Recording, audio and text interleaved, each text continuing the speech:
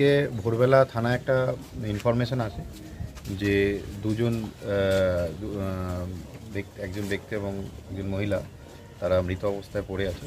তো এই খবর পাওয়ার পর থানা ইমিডিয়েটলি সেখানে আসে এবং দেখা যায় যে দুজন এখানে এবং প্রচণ্ড রক্তপাত ছিল যেখানে তারা পড়েছিলেন এবং তাদের যেটুকু তখন দেখা গেছিলো গলার ওখানে ডিপ কাট ইনজুরি আছে। তো ইমিডিয়েটলি তাদেরকে শিফট করা হয় হসপিটালে। তো সেখানে তারা যেখানে নিয়ে যাওয়া হয় তাদেরকে মৃত বলে ঘোষণা করা হয়। তো তারপর যেটা আছে যার পাওয়া গেছে তারই বাড়ি এটা, তার নাম হচ্ছে আপনার মোস্তাফিজুর রহমান। ওনার বয়স 65 বছর ওপর এবং ওনার সাথে যিনি ছিলেন ওনার স্ত্রী। তো দুজনেই সিনিয়র সিটিজেন। তো এই বাড়িতে ওনারা থাকতেন এবং ওনাদের সাথে ওনার ছেলে থাকতো। ছেলেকে আমরা ঘটনার পর থেকে দেখতে পাচ্ছি না।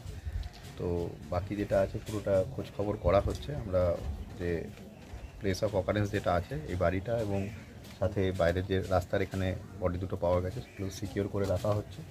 আমরা ফরেন্সিক টিমকে আমরা ইন্টিমেট করেছি, ওনারা ভিজিট করে এখান থেকে ওনাদের যা সাক্ষ্য প্রমাণ নেওয়া সেগুলো ওনারা কালেক্ট করবেন আর আমাদের যেটা তদন্ত সেটা আমরা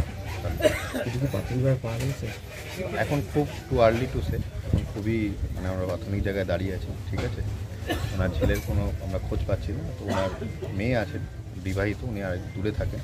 তো ওনাদেরকে খবর দেওয়া হয়েছে। তো ওনারা এলে তাদের সাথে কথা বলে যদি কিছু আরও ডিটেলস পাওয়া। খুনের মামলা আছে? হ্যাঁ, ওনারা এটা তো খুন তো বোঝাই যাচ্ছে। তো এবার ওনারা আসুক, ওনারা অভিযোগ একটা দেবেন, সেটার বেশি আমরা এফআইআর করবো।